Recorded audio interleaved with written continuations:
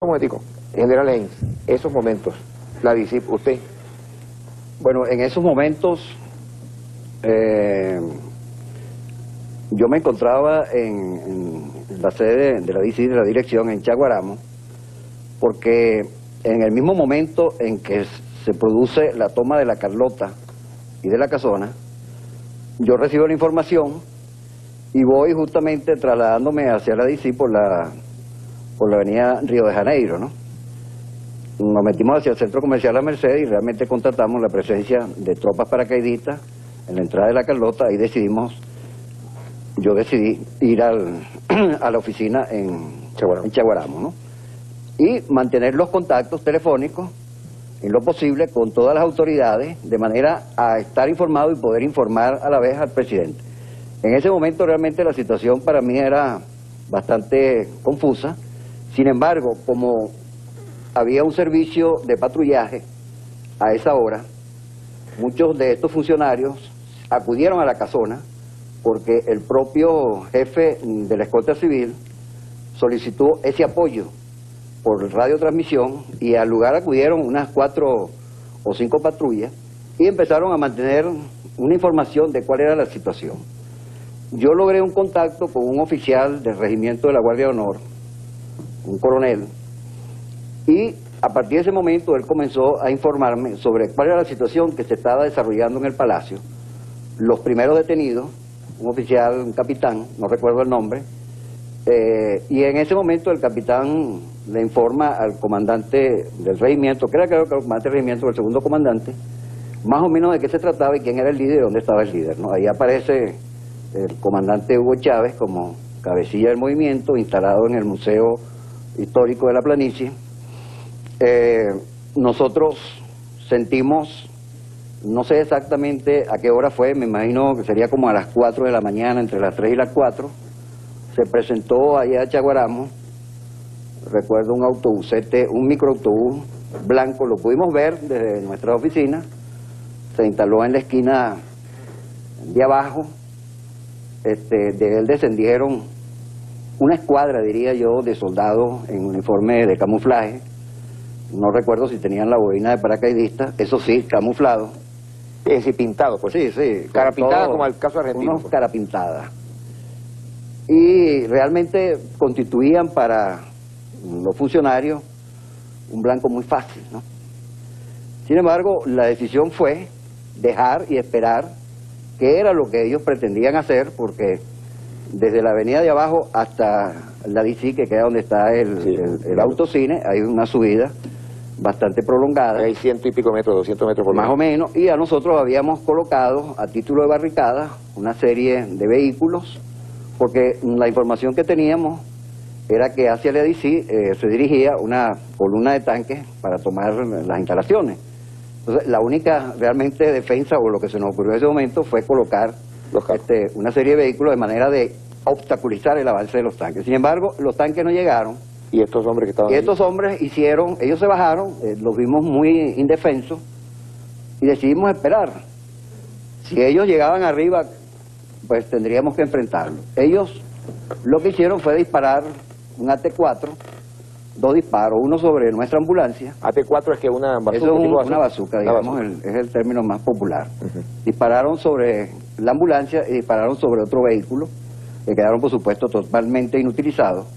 Y el efecto de estas explosiones a esa hora, por supuesto, generó en todo el vecindario, una zona muy poblada, un terror infinito. Nosotros tenemos relatos de los vecinos que vieron perfectamente, que coinciden con lo que yo estoy describiendo, cuando se colocaron las piezas y cuando apuntaron y el jefe de pieza ordenó el disparo.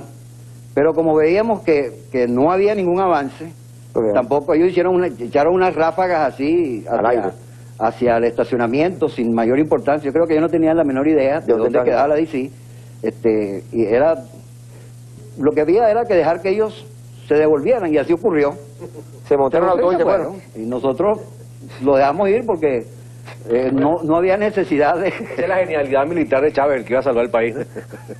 Que no sabían dónde estaban. Esa es, digamos, la experiencia, digamos, que yo tuve. De ese momento. Hubo, sí, en la Casona, lamentablemente, entre la Casona y la Carlota, hubo un enfrentamiento porque estos funcionarios que estaban de patrullaje, en patrullas además absolutamente identificadas, color amarillo, no había manera de camuflarla.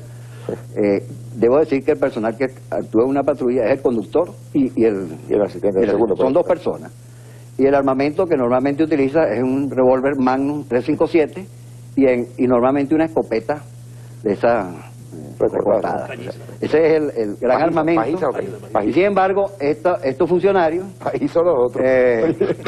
en esta confusión, trataron de apoyar a los funcionarios que estaban del lado dentro de la casona. Bueno, y ahí ocurrieron lamentablemente bajas. Ok, dígame. Yo tengo algo que decir importante de la casona. El presidente Pérez sale de la casona en su vehículo presidencial con el chofer y el edecán. En el Cadillac. En el carro protocolar blindado del presidente. Sale sin escolta y sale sin motorizados. Cuando él va transitando por la plaza que está frente a la casona, los soldados alzados estaban ya en posición de tirador frente a la casona.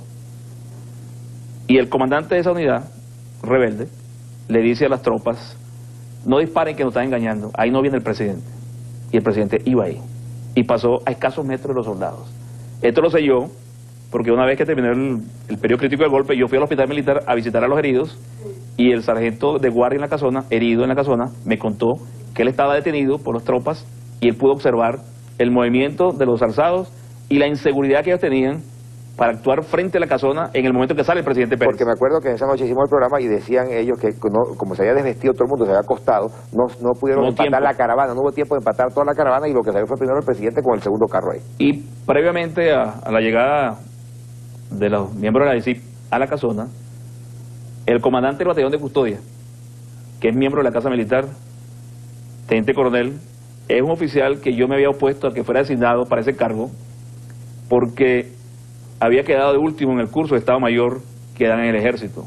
De 78 oficiales, él había quedado el número 78. Eso es antes del golpe. Eso es en julio 91. Entonces a mí me llama el general Peñalosa Zambrano, me llama el general Rangel y me llama el ministro Ochoa a que acepte el teniente coronel, porque es un excelente oficial. Yo le digo: lo siento mucho, no lo puedo aceptar, porque a la Casa Militar no pueden venir oficiales de segunda categoría.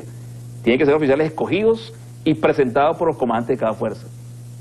Yo hablo con el presidente Pérez, le explico el problema, me dice: almirante, no entre en conflicto con el ministro de la Defensa ni con el alto mando, vamos a aceptar ese teniente coronel. Resulta que ese teniente coronel, la noche del 4, él pretendía entregar la casona a los alzados. Y si no es por la primera dama de la República, la señora Blanca de Pérez, que con una ametralladora combinó a ese comandante a que no se entregara la casona. La señora Pérez, armada, este cuento no lo sabemos, esto es nuevo. La señora Blanca Pérez con una ametralladora. Con una ametralladora le dijo al comandante: si usted no defiende la casona, nosotros la defendemos. Entonces el comandante se vio la necesidad de emplear el dispositivo de seguridad y de protección a la casona, pero fue porque la primera dama se opuso al rendimiento de ese oficial. Él se iba a rendir. Amigos, ya regresamos porque esto se está poniendo bien importante, cosas que no conocemos de lo que pasó ese 4 de febrero. Doña Blanca con ametralladora. Ya volvemos. Antes de continuar con el Miraflores y la salida del presidente y todo, yo quiero que hablemos un poquito de Maracaibo, porque también, bueno, al comandante Eras Cárdenas, gobernador de Zulia, se le dijo, pero estaba en la Comisión de Gobernadores, y bueno, él estuvo esta mañana en Venevisión en un programa como gobernador de Zulia.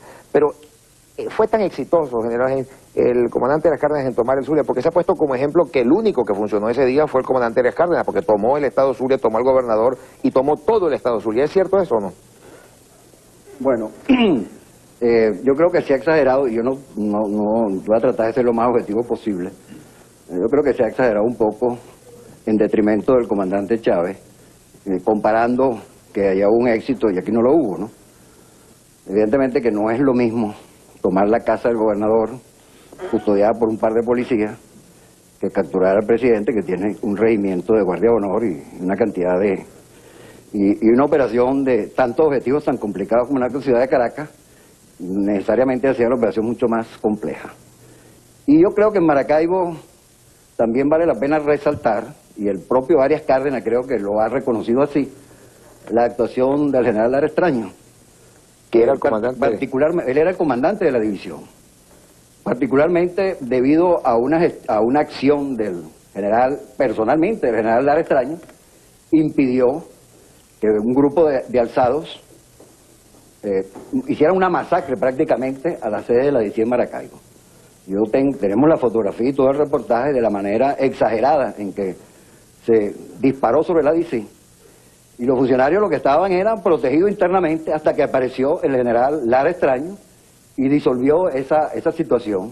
Y a partir de ese momento el propio general condujo una serie de operaciones de recuperación del regional, del destacamento, y al final evidentemente el fuerte que era el cuartel Libertador sí hubo mucha resistencia, mucha dificultad por su ubicación, por el contenido que había ahí, porque ese era el batallón del comandante Arias Cárdenas. Y no digo esto ni para resaltar la actitud de uno, ni para mejorar la de otro, sino tratar de ser un poco... La DICI no fue tomada, entonces... La DICI no fue tomada en Maracaibo, gracias a la intervención, pero sí fue atacada y los daños terribles. Hay una cosa, diga, tocayo, diga. Hay una cosa que es la siguiente. El comandante Arias Cárdenas tiene un éxito importante en el Zulia porque él está en el Zulia. Él está en Maracaibo y él controla su unidad. El teniente coronel Hugo Chávez no logra los objetivos porque tiene que venir en autobús de Maracay. O sea, no podemos, las características de las operaciones eran totalmente diferentes. Y la ciudad y las dificultades en Caracas eran mucho mayor que en cualquier otra parte. ¿Qué dice usted, de Venezuela? almirante?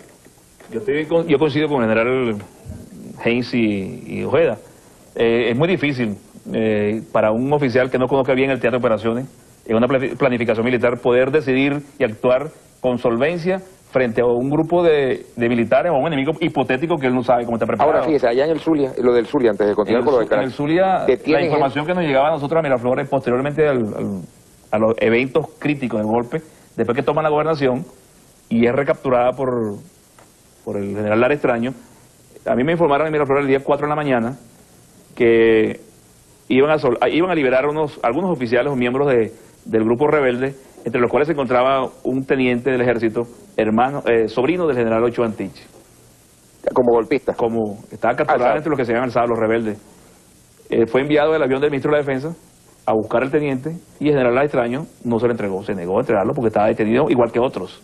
Esa fue una situación que se manejó muy calladamente porque involucraba al ministro de la Defensa y realmente los momentos eran muy críticos para liberar a un oficial que haya participado activamente en la toma de la DICIP o la captura de la DICIP. No, del regional 5. Y del regional 3 en Maracaibo. ¿Y qué le pasó al general Extraño? ¿Sí, eso cómo se el general Extraño él siguió en su comando de división, pero creo que le costó el ascenso a general de división en el mes de julio siguiente. Como le costó el ascenso aquí al tocayo de Valenzuela, que después de haber estado en eso que estuvo, no lo ascendieron tampoco, ¿es verdad? Bueno, eso es parte de otra circunstancia. Eso es parte de los chismes de la Fuerza Armada. Sí. Sigamos entonces. Carlos Raúl, ¿qué piensa de todo esto que estás oyendo? Bueno, lo primero que yo quiero decirle a los tres es que yo, como venezolano, les agradezco mucho el papel que cada uno tuvo en ese momento tan crucial para la historia política de Venezuela. Hoy estaríamos viviendo en otras circunstancias, no tendríamos este programa.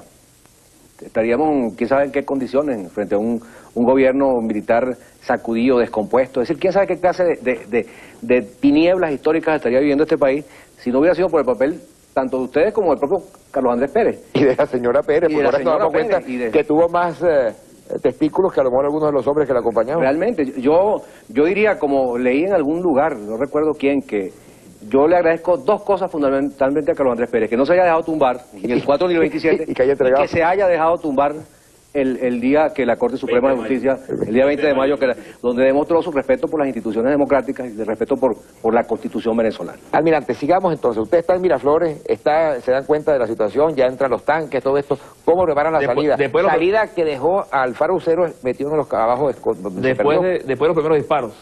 Yo llamo al regimiento a preguntarle cómo está la situación en la perimetría del Palacio. Y el coronel Marín Gómez, que ingresó al Palacio, al regimiento, prácticamente junto con los tanques, me informa y me dice: estamos rodeados aproximadamente 18 o 20 tanques Dragón, y los túneles del Palacio Blanco y los túneles del regimiento están tomados por soldados, aproximadamente 200 soldados ahí rodeando el palacio.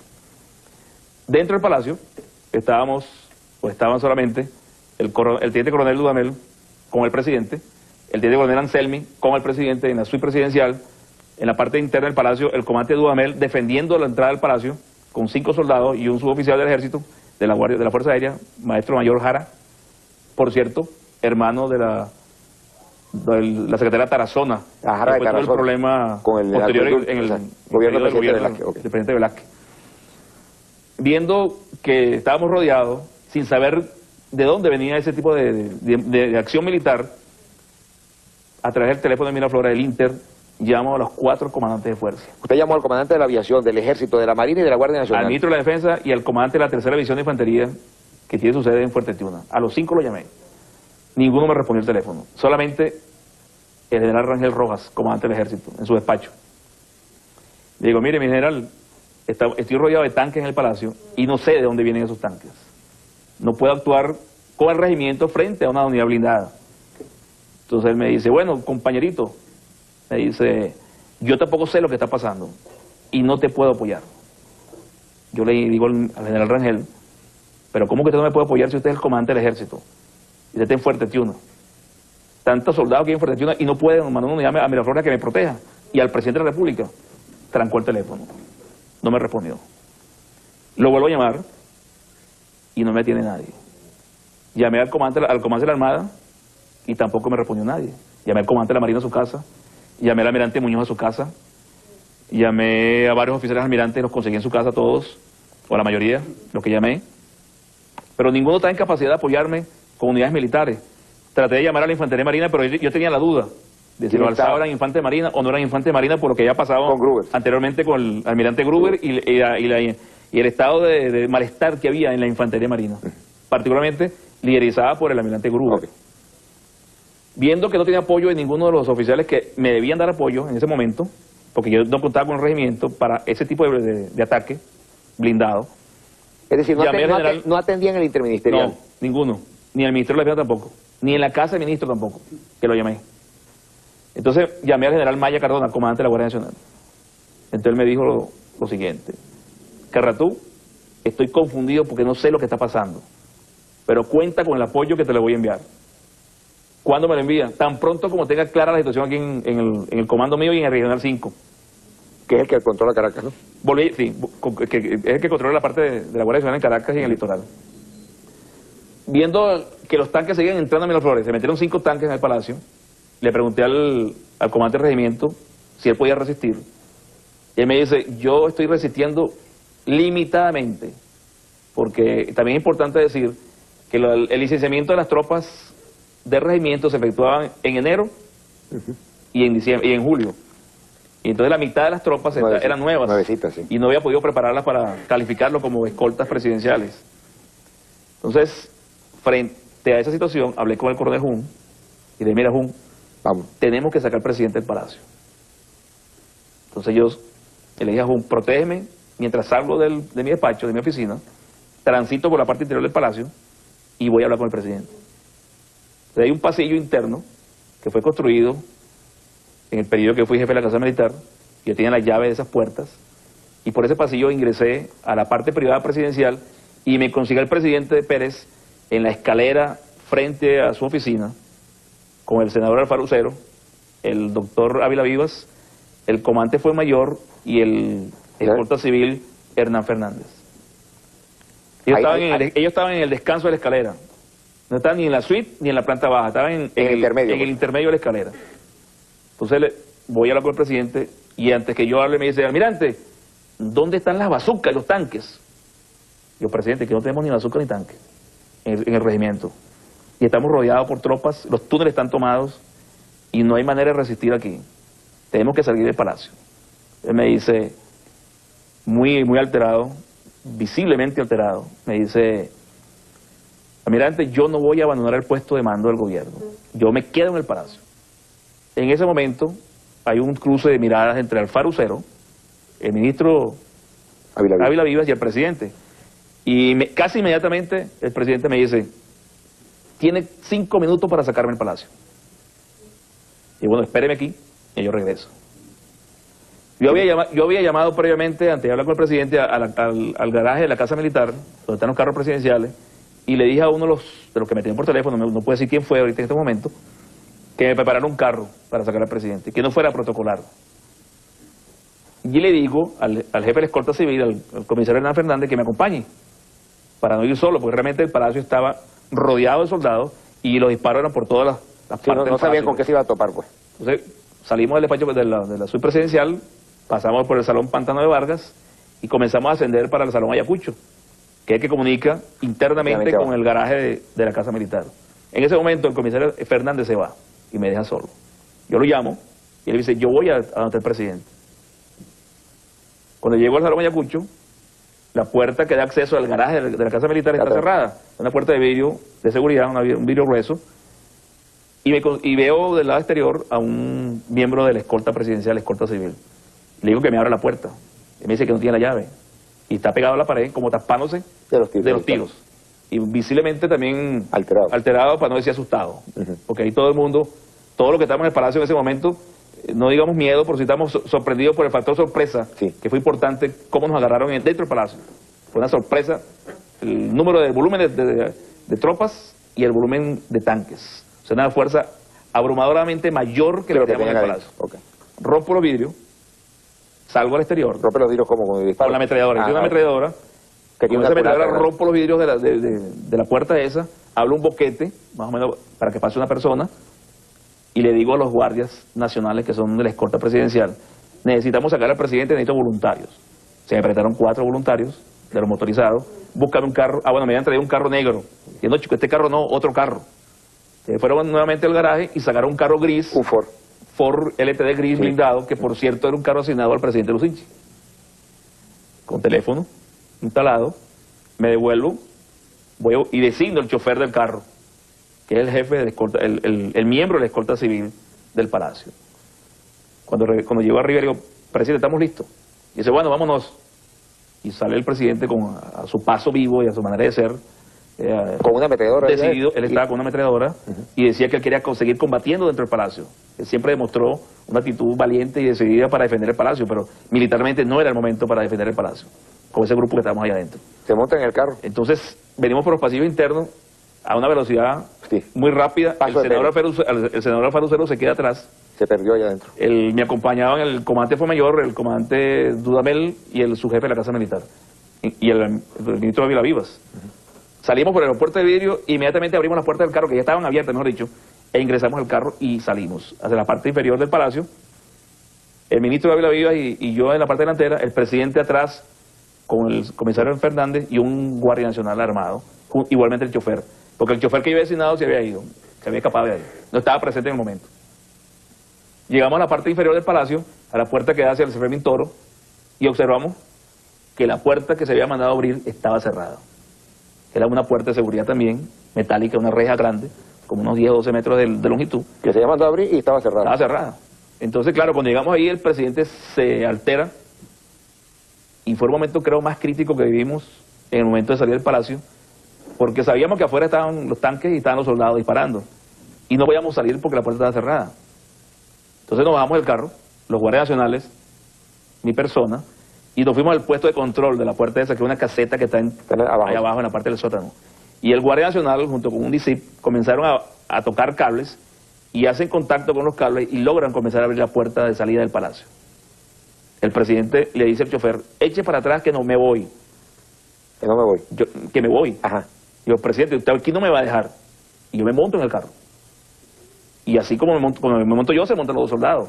Y salimos del palacio en ruta hacia el Congreso. Que venía bajando un tanque, por cierto, ahí mismo, ¿no? En el momento en que salimos por esa puerta, que es el momento más crítico, digo yo volteo a mi izquierda y veo que viene un tanque bajando por la baja de Yaguno, de Yaguno a Solís. Ajá. Y al lado del tanque venían unos soldados corriendo.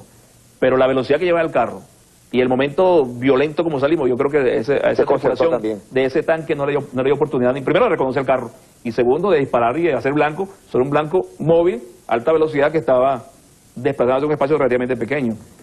Bueno, paramos aquí. ¿Dónde estaba a esta hora cuando pasa esa cosa? ¿Usted qué información tenía? No, yo como comandante del cuerpo de vigilancia estaba en mi comando. Como dije anteriormente, tenía una radiografía de lo que estaba ocurriendo, sobre todo en el interior de la República, porque verdaderamente en Caracas conocía yo lo de la Carlota y lo de la Casona. Pero a esa hora, eso fue como a las 12 de la noche. En mi puesto de comando. 12 de la noche más o menos. 20 para la 1. 20 para la 1. A 1 de la mañana. Estaba en mi puesto de comando. Bien, regresamos, amigos, para continuar descubriendo una cantidad de cosas que no sabíamos del 4 de febrero del 92.